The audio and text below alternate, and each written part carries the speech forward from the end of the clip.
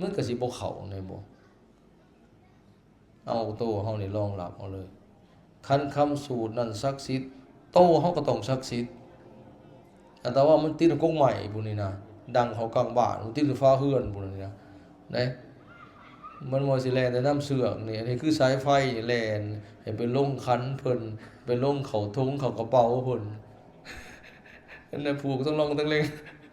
โอ้ยบางคนเอาเขียนหัวบ่ได้บางคนนะตอนนอนแห้งคือคักก็คือสักอนิจจาตอนเพิ่นนอนนะเออนั่นแหละอย่างว่าเฮามันยังติดอยู่นะมุ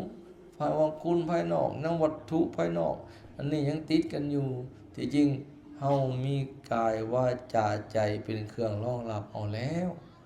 บ่จำเป็นไปยึดติดสิ่งเหล่านี้ก็ได้เข้าใจบ่เอามาสูตรอยู่เฮือนก็ได้สูตรนั่นแหมพุทธคุณธรรมคุณสังฆคุณไหวแล้วแม่มื้อเช้ามื้อแลงเป็นมงคลสุดยอดเลยยันพี่หลอกกับกรณีเห็นดิไปสูตรได้ไหม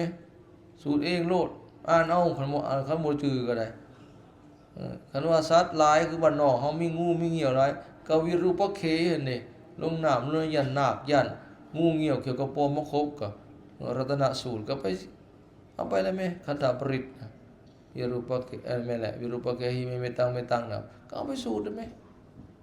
มีหมดน่ะแล้วเฮามันบ่ได้ศึกษาเข้าไปแผ่เมตตาเขาสัตว์ทั้งหลายพูดปีศาจทั้งหลายงูเหี่ยวทั้งหลายมีหมดพญานาคทั้งหลายแผ่เมตตาเขาบ่เบียดเบียนบ่ทำลายไปไสอยู่ป่าอยู่ดงอยู่ภูอยู่ผาคันบ่แม่นกรรมหนักอีหลีบ่เป็นเด็ดขาดสบายเลย